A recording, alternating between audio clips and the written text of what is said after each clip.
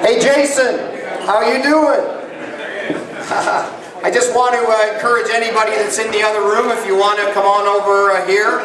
We will not on this exciting occasion spend too much of our time making speeches from here, but we will very shortly have the opportunity in the Legislative Chamber to table a piece of legislation that's going to do a lot of talking and is going to lead to a lot of action on the path towards making Ontario North America's leader in renewable energy.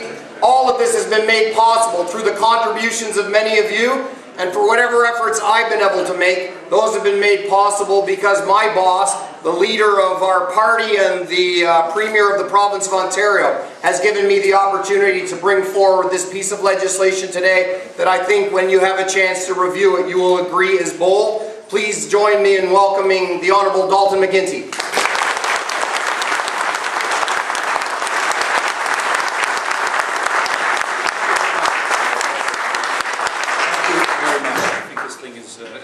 Are we taped in here? Is there anybody controlling this thing right now?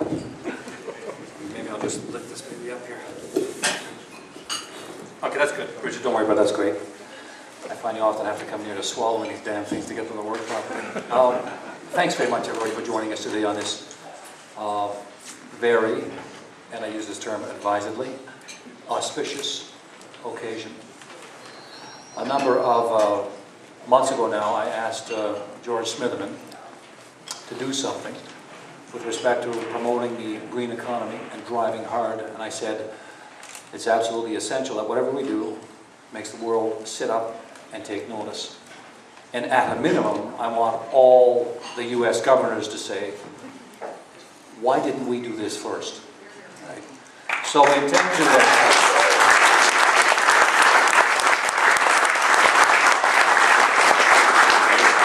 and it simply could not have come at a better time. Many of our families are anxious and fearful for their personal futures. This engenders hope. And this is very ambitious. And Browning maybe put it best when he said, a man's reach should exceed his grasp, or what's the heaven for? So I like to think we are being very ambitious, in the very best sense of the word, with respect to this particular piece of legislation and what it's going to unleash in terms of a torrent of economic activity in our province. It's the sweetest of the sweet spots. New jobs, clean electricity, joining the fight in a meaningful way against climate change. It just doesn't get any better. A couple of thank yous. First of all, to all of you. You have, in many cases, been out there on the front lines for a long time.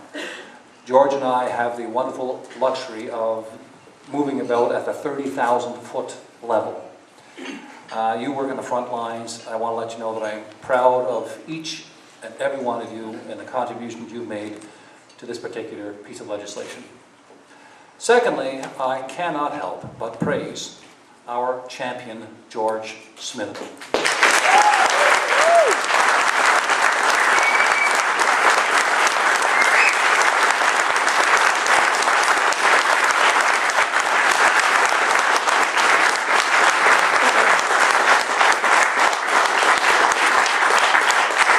George is one of my thoroughbreds. Any of you who know anything about horse racing know that some horses are better on long tracks, some are better on short tracks, some run really well in the mud, others are good in a dry track. You got to put the right horse in the right race.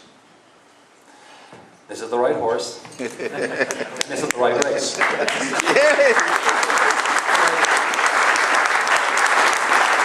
Sorry to compare you to a horse trail, but there are worse comparisons, I'm sure. But I can't begin to tell you how proud I am of how he has jumped right into this. He has embraced this challenge.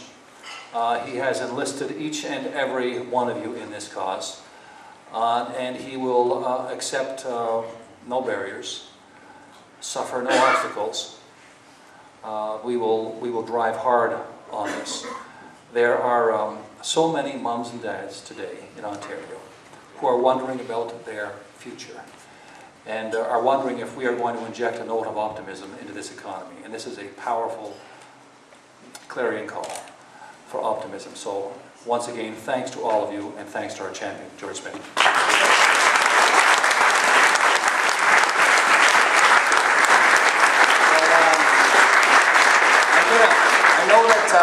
I know, Mr. Premier, that you have somewhere else that you need to be, but before you leave, I want you to know that as a very slow marathon runner who enjoys the advantage of being over 200 pounds, that in running circles they call a fellow like me a Clydesdale, so I've been referred to a host. And I don't mind at all. And I thank you so much for the strength of your endorsement, and really appreciate you coming by this afternoon. Thank you very much.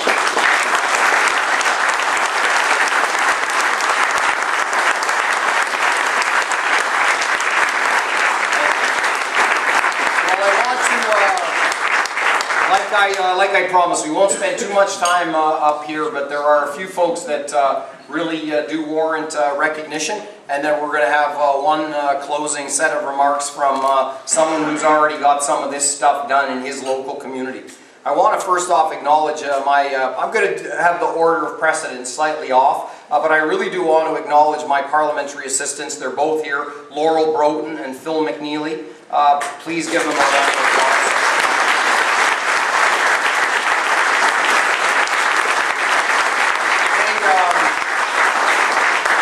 Phil McNeely's already proven to be an inspiration for me and to me around issues related to energy efficiency and conservation.